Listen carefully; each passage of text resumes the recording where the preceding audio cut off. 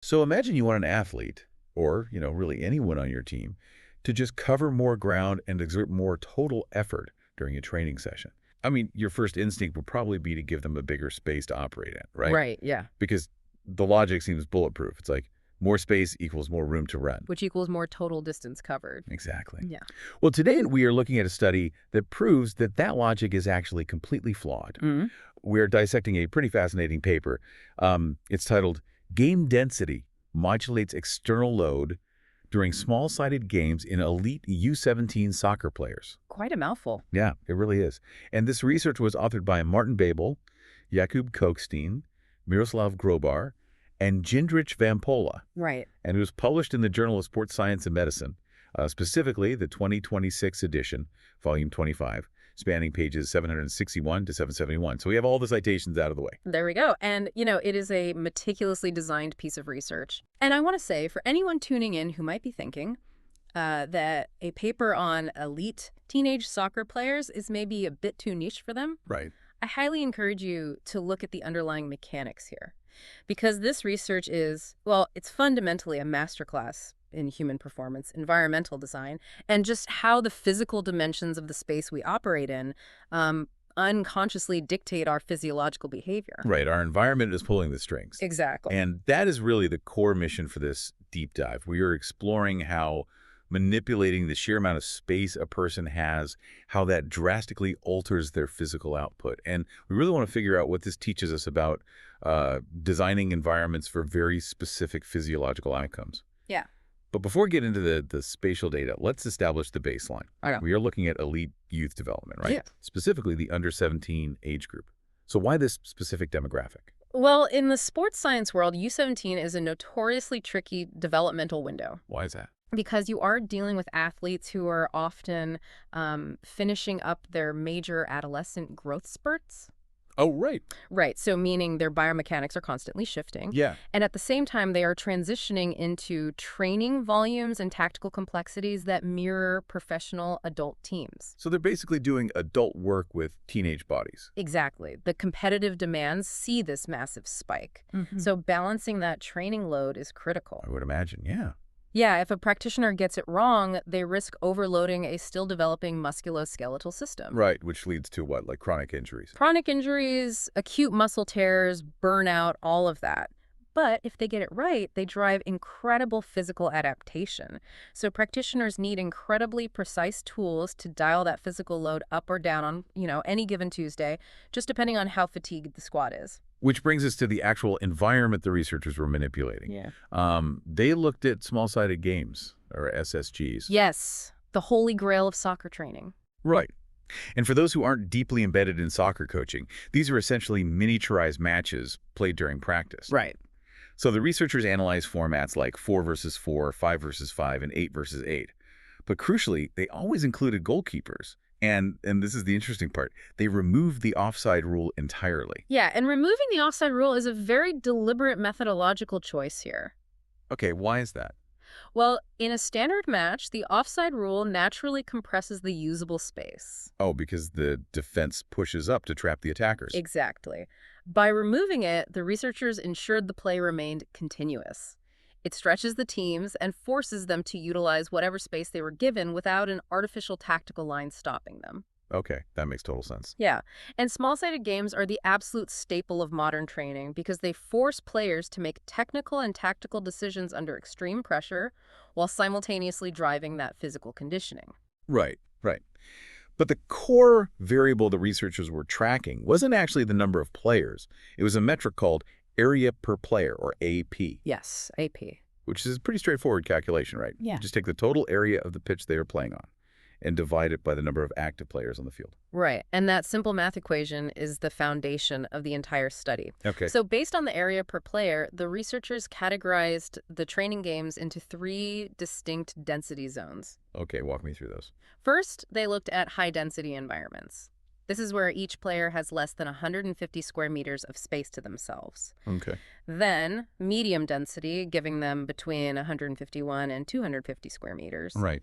And finally, low density, where the pitch is vast enough that each player has 251 square meters or more of theoretical operating space. Okay, so if we try to translate that to something we all experience daily, um, it feels very similar to navigating different driving environments. Oh, I like that. Yeah, like area per player is essentially traffic density. Okay, yeah. So a high-density game where everyone is packed into a really small grid is like trying to navigate a crowded grocery store parking lot on a Saturday afternoon. Oh, absolutely. You know, you are constantly hitting the brakes, you're swerving around obstacles, speeding up for 2 seconds, and stopping abruptly. You simply cannot get out of second gear. Right. But a low-density game with a massive area per player is like hitting the open highway at midnight. Yes. You have the runway to just put your foot on the gas and reach absolute top speed. That is a perfect analogy, and the GPS tracking data from the study validates that traffic analogy in a really profound way. Okay, so how do they measure it? So every player was outfitted with a Catapult S7 GPS unit. Oh, those are the vests, right? Yeah, these are the high-frequency tracking vests worn under the shirt that monitor micro-movement, speed, and distance. Right. And the data revealed that moving into that open highway of low density, it caused a statistically massive explosion in high-intensity locomotor variables. Yeah, a 659% increase in sprint distance, to be exact. Wow. Let's really think about that number. A 659% jump in sprinting just by moving the boundary cones back a few yards. Yeah. I mean, that completely redefines how we should think about practice environments. You aren't just changing the dimensions of the field, you know. No. You are fundamentally altering the biological toll of the sport they're playing. You are. You're changing the very nature of the physical stimulus. Yeah. When players transition from the high-density parking lot to the low-density open highway, high-speed running, which is defined in the study as moving faster than 18 kilometers per hour, it increased by 147%. Wow. But as you noted, sprint distance, which is moving faster than 24 kilometers per hour, skyrocketed by 659.1%. That's insane. And the sheer number of sprints they initiated also jumped by over 315%. Which raises a huge red flag regarding the U17 demographic we talked about earlier. Oh, definitely. I mean, what is actually happening in the muscle fibers of a 16-year-old when you spike their sprint distance by almost 7 times in a single afternoon? Well, you're placing an immense amount of eccentric stress on the hamstrings and the central nervous system. Right. Sprinting isn't just running fast, right? It requires rapid, forceful muscle contractions that take a disproportionately long time to recover from compared to just standard jogging. Okay. And this is where a vendor-specific metric from the Catapult units comes into play. It's called High Metabolic Load Distance, or HMLD. Yeah, I've seen HMLD pop up in other sports science papers, but it often reads like a black box algorithm. Yeah, I can seem that way. Can you break down what that actually means on the grass? Because we aren't just talking about a stopwatch here, are we? Not at all, no. So HMLD is a composite metric that attempts to quantify the true energetic cost of movement. Okay. It captures the distance covered when a player's estimated metabolic power is extremely high. Right. So think about city driving versus highway driving when it comes to your car's fuel efficiency. Okay. If you are constantly slamming on the gas to accelerate hard, even if you don't reach 100 miles per hour, you are burning through fuel at a massive rate. Right, because of the acceleration. Exactly.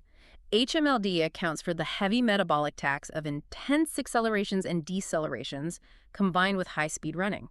Oh, I see.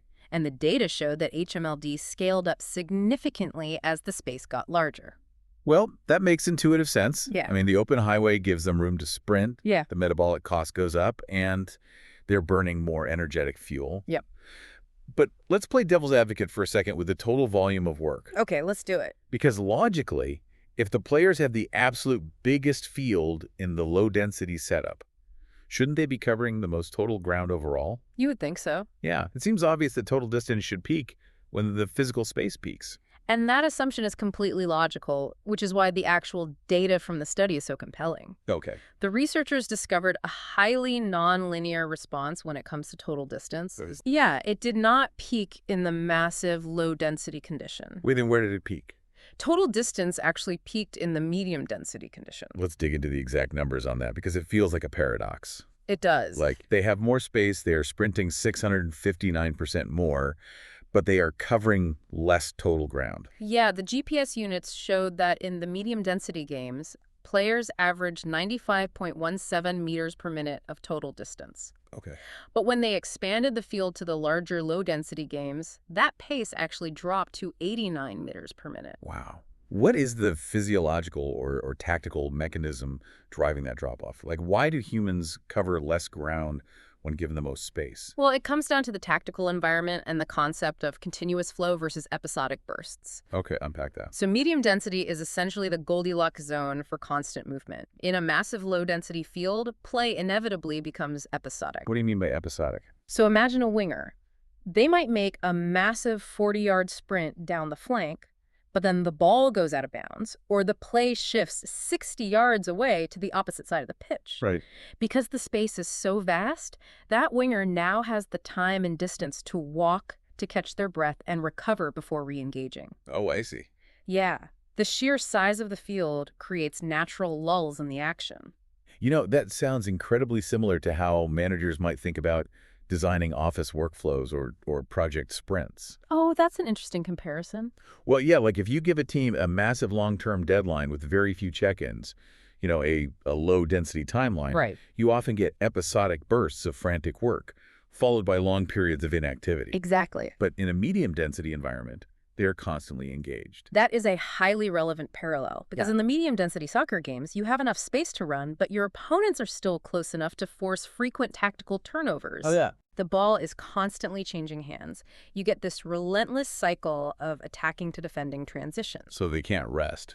Exactly. You never really get a chance to stop and walk. You are always repositioning to support a teammate or jogging to cover a passing lane. Yeah. It creates a state of continuous, moderate to high intensity flow. And that constant simmering state racks up the total distance, even if you aren't hitting absolute top speed. Okay, so we have the locomotor metrics dialed in. Speed requires space, and total distance requires a continuous medium-density flow. Right. But what about the mechanical load, the wear and tear of those sudden stops and starts, you know, the grocery store parking lot behavior? This is where we run into what the researchers found to be the stubborn metrics. Okay, what do you mean by stubborn? Well, altering the area per player did not significantly change the frequency of high-intensity accelerations and decelerations. Wait, really? Really, which they defined as changes in speed greater than 3 meters per second squared. Changing the physical dimensions of the pitch wasn't enough to move the needle on those mechanical actions. But why wouldn't a smaller, tighter space automatically force more aggressive stops and starts? Because it comes down to the biomechanics of human movement and, honestly, self-preservation. Okay. Unless a human is forced to stop abruptly, they will naturally round out their runs and decelerate gradually. To conserve energy. Yes, to conserve energy and reduce mechanical stress on their joints. In a soccer context, the primary trigger for an aggressive, high-intensity deceleration isn't the boundary line of the field. And what is it? It is an immediate tactical threat. It is an opponent closing in on you, forcing you to stop on a dime and change direction. Which means space alone doesn't dictate the brakes. The tactical threat dictates the brakes. Precisely. The researchers point out that if practitioners want to specifically manipulate accelerations and decelerations, they can't just move the cones and change the pitch size. Right. They have to introduce specific task constraints. You need behavioral rules. Like what? For example, limiting a player to only 2 touches on the ball. That forces rapid ball movement, which forces the defense to aggressively stop and start to keep up. Right, right. Or creating specific man-to-man pressing rules. You have to manipulate the behavior, not just the geography, to change the stop-start mechanics. Okay, if the behavioral rules dictate the stopping and starting, that makes me think about individual player rules. Right. Because a winger's rules of engagement on a soccer field are entirely different from a center back's. Very true. A winger is expected to bomb up and down the sideline, while a center back anchors the defensive line. Mm-hmm. Does this expansion of space impact them equally? Or is the center back still just holding their ground, regardless of how big the field gets? So when the researchers first ran the numbers, they used something called linear mixed effects models to look at the differences between playing positions. And strictly mathematically speaking, The model showed that playing position did not have a statistically significant main effect on the load variables. Okay, hold on. I need an ELI 5 here.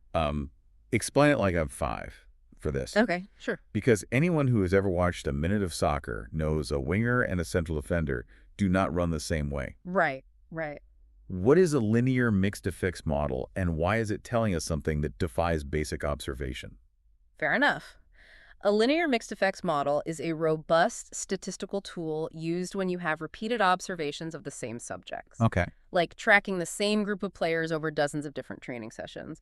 It tries to isolate universal laws by factoring out all the noise in repeated individual quirks. Okay, I'll follow. The strict computer model looked for absolute mathematical certainties across the board, and it didn't find a universal rule saying wingers always run X amount more than center backs across every single game. But could that lack of statistical certainty be tied to the specific culture of the team they studied?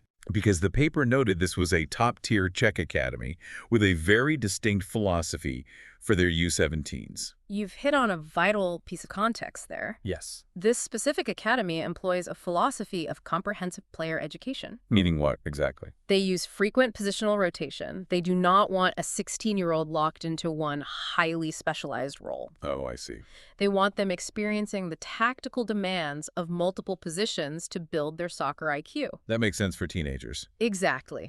Because of that rotation, you have a massive amount of individual variability in the data, which blurs the rigid statistical lines between positions. But the researchers didn't just throw their hands up and accept that wingers and defenders are mathematically identical, did they? Thankfully, no, they didn't. They recognized the limitation of that strict mathematical model, and they also ran exploratory effect size analyses. Okay, what does that mean? To give you the simplified translation, effect size analysis looks for the practical footprint. It asks, even if this isn't an undeniable mathematical law, is there a meaningful real-world difference happening out on the grass that a coach would actually care about? Oh, gotcha. And when they looked at those practical effect sizes, the positional differences became incredibly clear. What did that practical footprint show? Like, who was actually exploiting the space? In the low and medium density conditions, the attacking positions, specifically the strikers and the wingers, showed much greater exposure to high speed and sprint demands. Oh, okay, so they were running more. Yeah, they're the ones taking advantage of that open highway. Conversely, the center backs frequently showed much lower exposure to sprint-related and metabolic variables across the board. Which makes perfect sense tactically. I mean, the space might exist for a center back to sprint 40 yards forward, but their tactical brain overrides the physical opportunity. Exactly. They know if they vacate that space, they leave the goal completely exposed. Right. The overarching takeaway is that area per player acts as a rising tide that lifts all boats. Oh, I like that phrasing. Yeah, when you make the field bigger, it moves the entire team's physical output in the same general direction. More speed, higher metabolic load. But individual roles and tactical duties still dictate the exact magnitude of that effort. Right. The winger's boat rises significantly higher on the sprint metric than the center back's boat. Okay, so let's pull all of this together and play devil's advocate for a moment regarding real-world applications. Sure.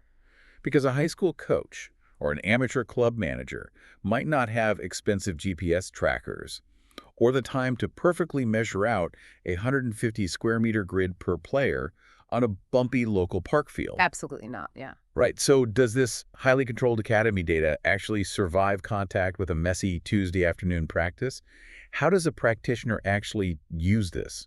The beauty of this data is that it doesn't require a calculator on the field. It requires an understanding of the principles. Okay. This study gives practitioners a literal blueprint for architecting a training week based on biological needs. Give me an example. For example, if you are managing a squad during a heavily congested week with multiple fixtures, or you have players returning from a hamstring strain. Right, so you want to be careful. Exactly. You know you desperately need to limit their high-speed sprint exposure while still letting them practice soccer. So what do you do? The prescription is clear. Use high-density formats. Keep the space extremely tight, well under 150 square meters per player. You keep them confined to the crowded parking lot where they physically cannot hit a dangerous top speed. Exactly the concept. Now, Suppose it is early in the preseason, and your goal is to build a massive aerobic engine. Okay, so fitness. Fitness, yeah. You want continuous involvement, heavy breathing, and lots of tactical transitions, but you want to minimize the specific eccentric load of maximal sprinting. Okay, so you don't want them doing 100-meter dashes. Right.